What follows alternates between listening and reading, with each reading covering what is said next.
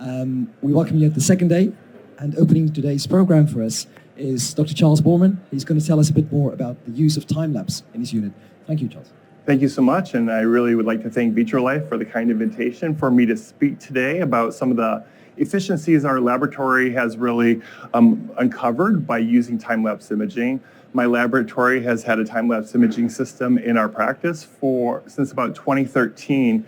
In the last year, we've upgraded it to the EmbryoScope Plus. So if we're just talking about the United States and access to healthcare, you can see here on this map, these colored regions are all areas where we actually have IVF practices available. But unfortunately, you see a lot of teal here. And when you see this teal, that means there's not an IVF center in that location. And it's really estimated that we need to increase the number of IVF cycles that we perform in the United States by about tenfold to meet the demands of our infertility patients. And when we think about IVF laboratory and what we're doing now compared to what we did even 5 or 10 years ago, is extremely complex. So this is just a schematic of the complexity of a typical PGTA cycle that's being performed in a laboratory. And this is starting from the egg retrieval to removing the cumulus cells, to doing the fertilization, doing the biopsy, freezing, thawing, and doing the transfer. As you can see, these procedures are being done on multiple platforms across multiple days by several different embryologists. So the complexity of what we're doing is very high. And so whatever we can do to find efficiencies in the laboratory so we can accommodate more growth is a must. So one of the things that we need to really consider when we are trying to grow our practices and accommodate this growth is our space requirements. And I'm really focusing kind of how our practice has utilized EmbryoScope and how it's really changed things for us. And so in our practice, we typically were using the IVF Cube, these Aztec incubators.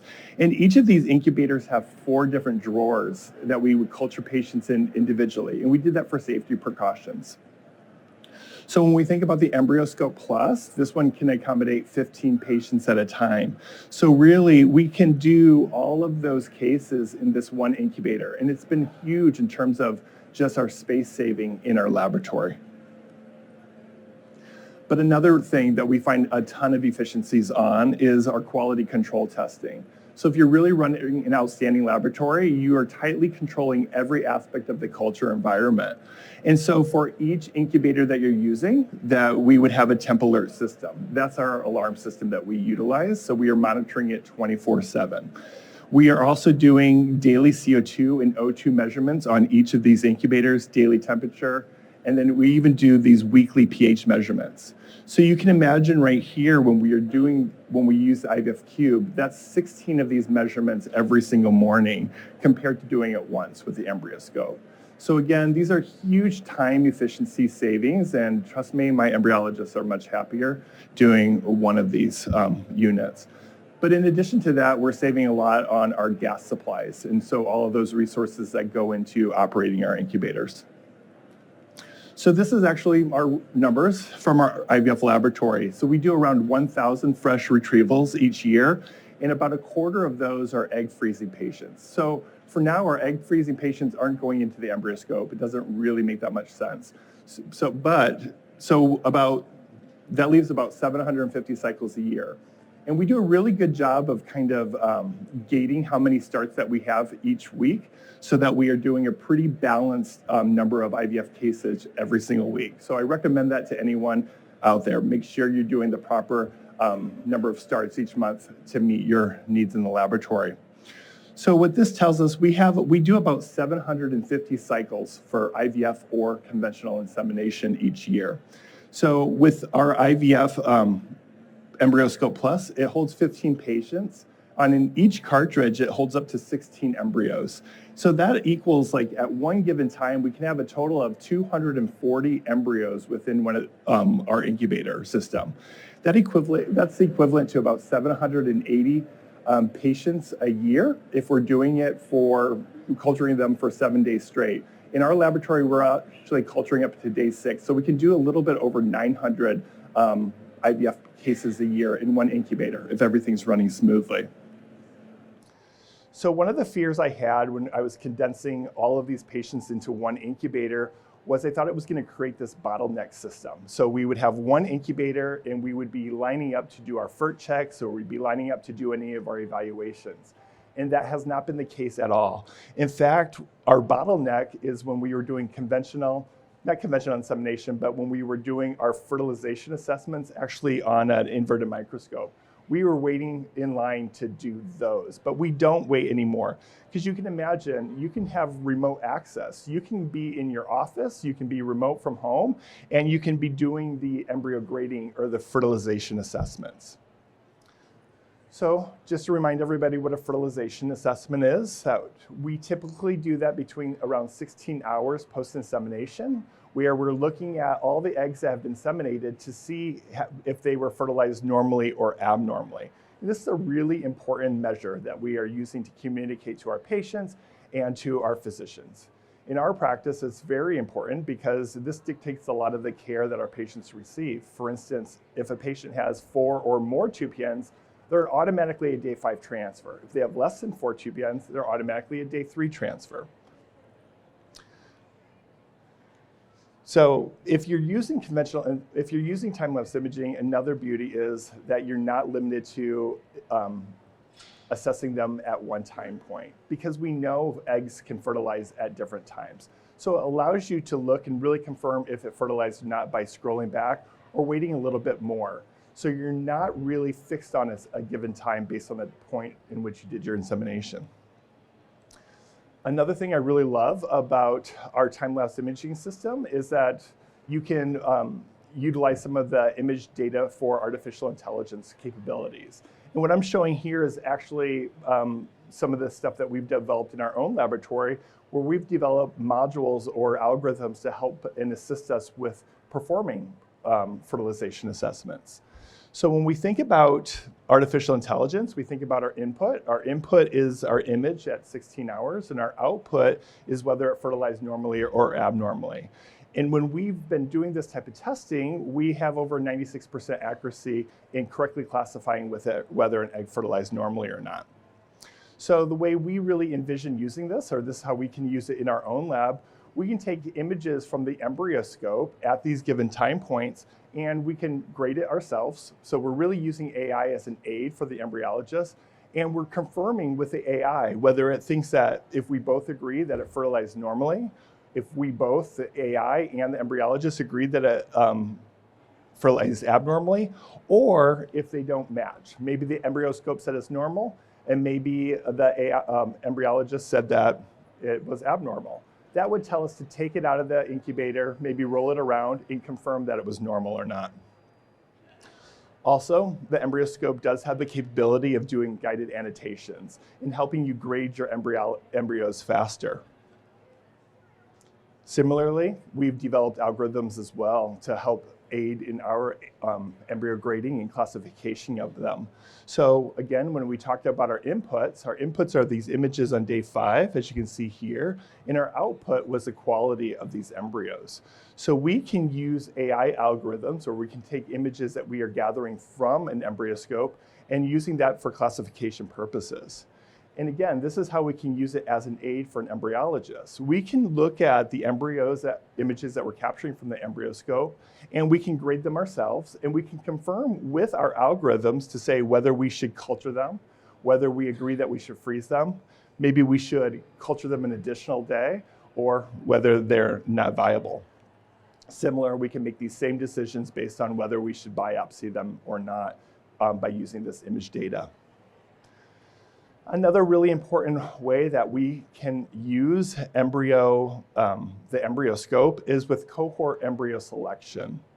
So I'm always trying to make sure that everyone in our laboratory is selecting embryos in the best way or performing transfers at the highest level. So I'm always seeing, if I see differences in our embryologists, I want to find out why there are differences in the success rates of an embryologist based on who did their transfer. So I do these different quality assurance measures. One, when I was seeing some differences in my embryologists, I would look at their timing. I would time all my embryologists, thinking maybe somebody that was too fast or too slow, maybe that kind of accounts for the differences in their pregnancy outcomes. But I didn't see any differences at all.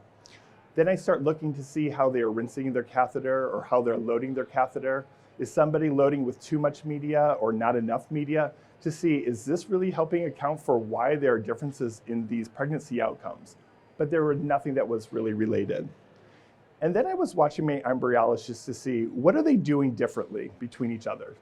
And when we were culturing embryos individually, we had an algorithm just based on how we were grading the embryo. We would plug those numbers into our spreadsheet, and then we would look at our spreadsheet and we make our decision on which embryo to transfer.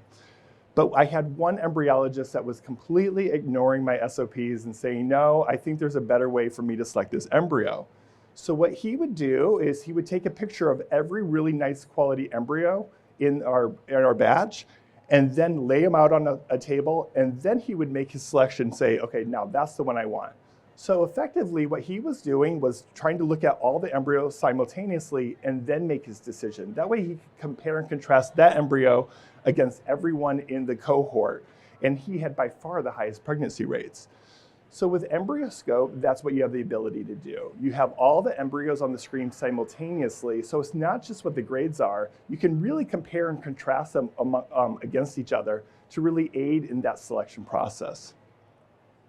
Again, there are AI algorithms that are being developed from Vitrolife and others to help improve and make it more consistent which embryos you're selecting for embryo transfer. Also, I really love the EmbryoScope in a lot of ways for training, when we're training our new staff members.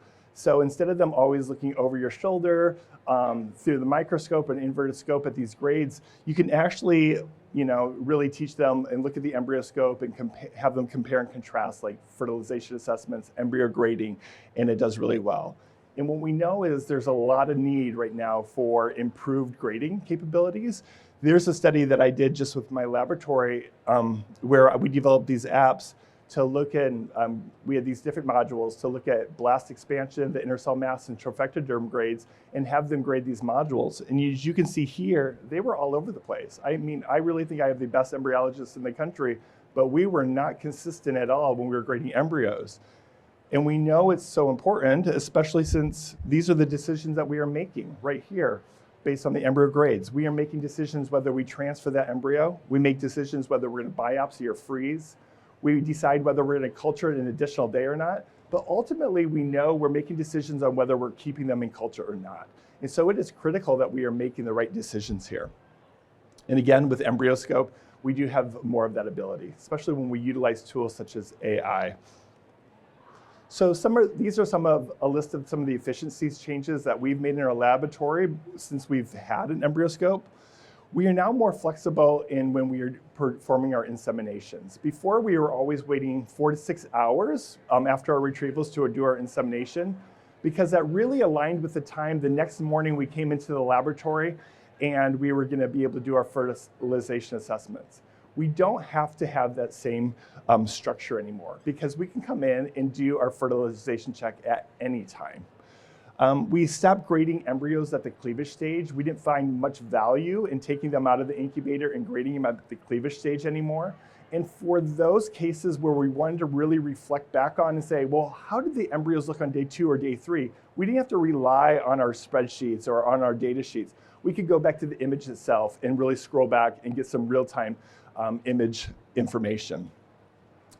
We stopped performing day 3 assisted hatching on all of our embryos as well. This is one of those things where now we wait until they're at the blastocyst stage and we're only taking them out of the incubator if they've reached our quality score of 3BB or better that we say qualifies for biopsy or freeze. So if they're not there yet, we're leaving them in the EmbryoScope and leaving them untouched and uninterrupted.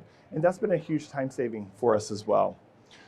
So overall, we've really limited the number of embryos that are removed from the incubator, and we've done quite well. And I think because we are making different decisions and we're really looking at the grades and when we do the biopsy and the freezing, we are able to make our final decisions on embryo disposition by day 6 of development, because we can look at it on day 6 in the afternoon and do our final freeze checks on them. And so that frees up our EmbryoScope for one extra day.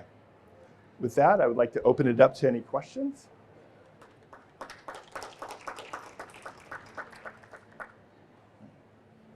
Hi, Francesca.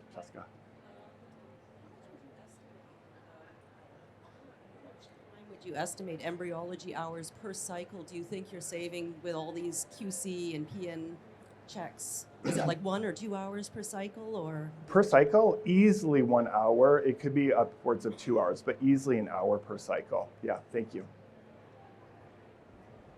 Any other questions? Okay, well, with that, Dr. Charles Borman, thank you very much for that talk, and thank you for joining in, and we'll see you at the next talk.